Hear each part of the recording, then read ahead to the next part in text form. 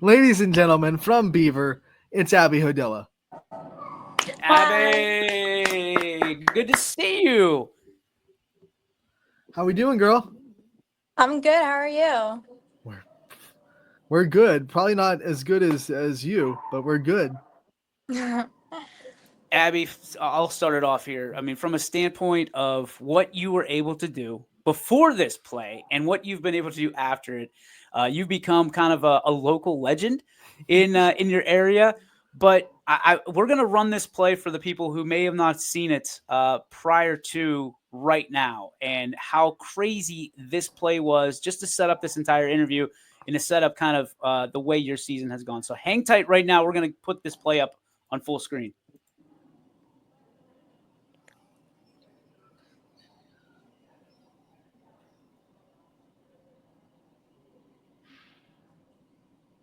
Ball gets by the catcher. Oh, Just good old fashioned hurdle. Abby, take us through this play as we run it through again. You're obviously on third base. What were you seeing? What were you watching for? And how did you know to make that jump when you did? So that lefty catcher the pitcher was throwing outside all day. So I kind of just was making sure she didn't grab the ball when she was turning, and I wanted to make sure she didn't have the ball when I was going for home, because at that point in time we were tied 0-0, so I wanted to get us up on the board. But as you watched, I made sure she didn't have the ball, and I just came in and I jumped over the tag. It just felt pretty natural, I guess, because it was just she's under me, so I kind of just jumped right over it. Okay, so I have to ask the question. As a former catcher myself, I know the rule is now you can't jump over the catcher. How did you know that you weren't necessarily going to jump over the catcher? You were going to jump over the glove. And how in the world did you get your foot down on that corner right there? I mean, look at that. Couldn't have been any more perfect for you to just put your foot down on the corner of that plate and score that run. So when she was coming in with the ball, she looked pretty low, and I was like, I'm just gonna go for it, and I jumped over it. And then when I was looking at the plate as I was jumping over, I was like, oh, the back part's open. So I just kind of stuck my foot out and hoped and prayed it worked. Have you practiced that before? Is that something that you basically go, you practice during practice, or you practice during travel season or anything like that? No, not at all. So it was just a surprise. Is that the first time you've ever done it? Yes. Gosh. now, now, Abby, you are also a catcher on the defensive end. So, what are some things that play taught you that you take into? Okay, that's not going to happen to me when I'm on defense. Um, Making sure I cover the whole plate and not just the front of it, and definitely just making sure I know where my surroundings are, and knowing where if the runner is coming from third, knowing where to set up properly. I thought it was great that you led into it and said it was a left-handed catcher. To me, Yes. that tells me that, I mean, it seems obvious, right, when you watch the film, but when you're sitting on third base, you're not necessarily thinking about, okay, well, she's a left-handed catcher, but you're running down and you were able to establish it and understand, okay, there's only something, some parts of that plate she's going to be able to cover. She's not going to have that ball out with her left hand. She's going to have it in her glove. So she's Mhm. coming across and you're going over top, which we think, now we don't know this for sure. We think that the letter of the law gave you the freedom to do that because she led with her glove as Mhm. opposed to she was sitting there with her body. If she was sitting there waiting for you, you weren't permitted to jump over her. But Yes, I because would she have extended to. her glove, you're allowed to jump over the glove, correct? Yes, and if she wasn't extended, like you said, I would have to slide into her. Which Abby, that was a doesn't make it great. as fun. Yeah, that wasn't making it fun. And the only thing Yeah. that really matters at the end of the day is the umpire did this. We can Mhm. argue about rules, anything after that, but the umpire said safe, so there's no conversation after that at the end of the day. Abby, besides that play, you've been having a great career at Beaver. You were one of our all stars from Beaver last year. Talk about kind of what you kind of set as goals this year and some things that you really wanted to accomplish this season as a Bobcat. Um, Definitely leading the team and trying to take some of the younger girls and show what Beaver's about and how going from either just practices or like traditions with games and just trying to like lead them as a team and as a person to lead the younger girls. When did you feel like you had to become that leader? Um, I'd say my freshman year when I was starting behind the plate, I figured out that real quick that I really needed to lead the team, whether it's just like feel like outfield, like knowing where to throw when like just in general, like being able to tell them, oh, you need to throw here or there, and directing the whole team. One of the things you said is you want to show people what Beaver is about. Describe to us, from your perspective, what Beaver is about. What are some things that define this Beaver softball program and what it means to be a Bobcat?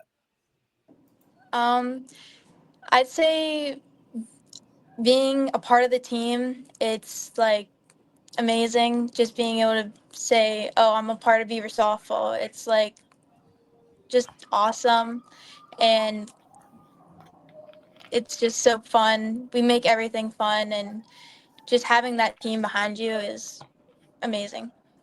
You know, it's funny when we look at Beaver softball, when we look at Beaver sports in general. When we first started our relationship with Beaver, your AD Kevin over there, who, by the way, give him a high five whenever you're done with this because he's awesome.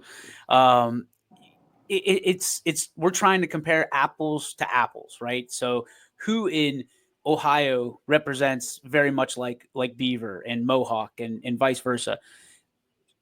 It's different in PA. It's I can say that because I went to school over there at Westminster. There's always a fight between who takes their sports more seriously. For you, you know, it's not like it's a different country, but sometimes it feels like it. Hmm. When you look at what sports means to you and sports means to your school and to your area, why are sports so important? For me, sports is just like a place to go have fun and just relax, but also like putting in hard work and just knowing that I can have something. For the school, I think it's just like trying to be the best we can all be and prove something to people. All right, so you get to play high school in PA, but then in travel, we know that you come over here and you're playing with a lot of area players at the athletics program.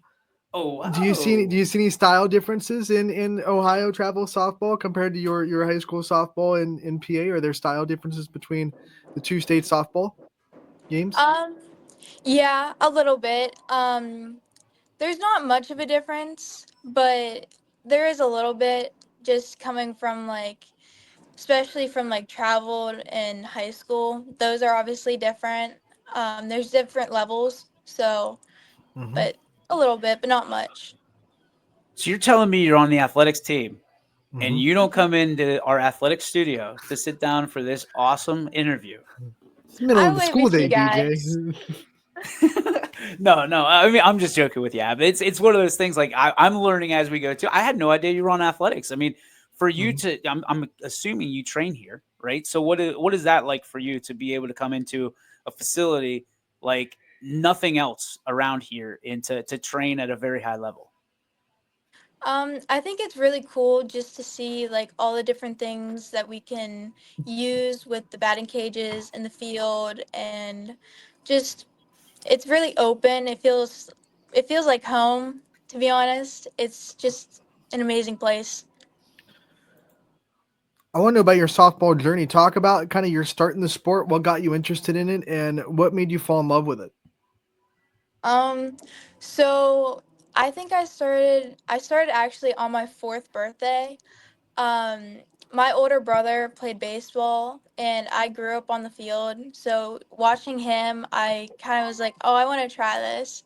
So on my fourth birthday was my first ever softball game. So that like really helped me. Like I'm like, "Oh, I can do this now." So it was really So, a little bit of a milestone with that. It was actually on your fourth birthday that you had your first game.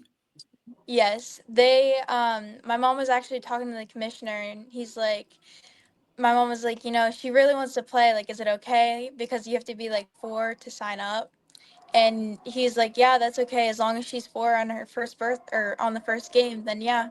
So, I mean, I always grew up with Wow. my brother playing. So I always had him to look up to. You made the deadline by hours. Yeah. When was the moment that you kind of realized that like I love this sport and I want to work hard at it and I want to be the best softball player I can be? Um, Probably when I was like 13 or 14, when I started travel ball, it like I saw a whole different side of it that Mhm. actually like just inspired me the most. Lane's on in the chat saying that she's such a proud best friend right now. Hi, Um, Lainey. for you, I mean, there's eyes all around you, right? You were that 4-year-old that was watching your brother play, and then played in your first game, and now you've got the eyes of Western Pennsylvania watching you. What is that like for you to be in that role model kind of capacity? I feel like honored, I guess, because obviously I was that little girl looking up to the varsity players, and now I'm that varsity player. So it's amazing. Do you ever have moments where the reality of you being a role model really hit you in the face? Maybe a girl comes up to you and asks you advice or things like that. In those kind of moments, what does that feel like for you? Um, yes, I do have those moments, and I think it's cool to see that like I have learned so much, and I can actually give it to other people and show what softball's about. All right, so we got to get off the script a little bit and ask you about what your plans are beyond softball, beyond the diamond. Ultimately, I'm guessing you want to play at the next level, but what other things are you looking to do along the way? Yes, I'm looking to play in college, and I'm looking at all my different options, but eventually I want to go and either study in animal science or biology with a pre-vet. So I'm looking at a lot, but I'm up for the challenge. I've got to ask the follow up question. Then you love animals. You have to love animals from that standpoint. What kind of animal? Do you have any pets at home? Yeah, I have 2 cats, but I've always wanted a dog, so hopefully I'll get one soon. Hey, mom and dad, Come on. dogs. Come on. What would you name the dog? Um, Trooper. Trooper. I like it. I like that. Well done. So if it's Trooper, that's a boy name, right? Or can Mhm. you? Is that a unisex I name think from a standpoint? Can you make it Trooper a girl? Mm, I feel like it depends on the dog. I feel like the dog picks its name. Like if it's a that's big dog, I don't think it needs to be Trooper. Like a big dog, like all right, come on, Trooper. true. Like, but a name can be a game time decision as well. You got to look at the dog and be like, okay, is this a Trooper or is it a rookie or something Mhm. like that? Mm-hmm. If you got to pick your breed, what's your favorite breed of dog? Definitely, probably like a German Shepherd or I a knew French. I Yeah, knew she was a big dog that's girl. a I trooper. knew it. That's a trooper right there. When you say German Mm-hmm. Shepherd, it's like you. Yep, that's a trooper. Um, Mm-hmm. Abby, when you pull up to a game, you get to pull up in a giant yellow Hummer. What's that like? I mean, that was your 16th birthday. You got a Hummer with a bow on it. What? Yeah, big yellow Hummer. Yeah. That's intimidation. When you roll up to a game, and you roll a home game at least, and you roll up to the parking lot in a giant yellow Hummer. What talk about that? Was that like a dream car for you? Actually, it wasn't at first. I either wanted like a truck or a Wrangler Jeep, but I think I got the best of both worlds, and I mean it's out there, so. It's out there. You're like the female version of LeBron James getting a Hummer for your 16th birthday.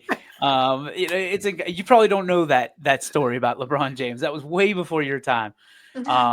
Let's talk about your family real quick because I mean, so proud of our granddaughter. I mean, that's impressive that grandma's on this stream tuning in. For you, what does it mean to be part of your family? Who do you look up to, and who's really helped you along the way? Um, my whole family has. They all support me. I think maybe my brother the most though, because he taught me all I gotta know. I mean, baseball and softball are different, but they have a lot of similarities. So just being able to go to the field with him or just talk about a play or something, just being able to like communicate with that and just have someone to relate to. Abby, my last question for you. I want you to be able to talk about some of your teammates, and I want to know this year who's one of your teammates that you think you've gotten really close to that maybe the relationship wasn't as strong as it was before this year, and this year you've been able to really build that bond. For high school, I'd probably say Jaden Brown.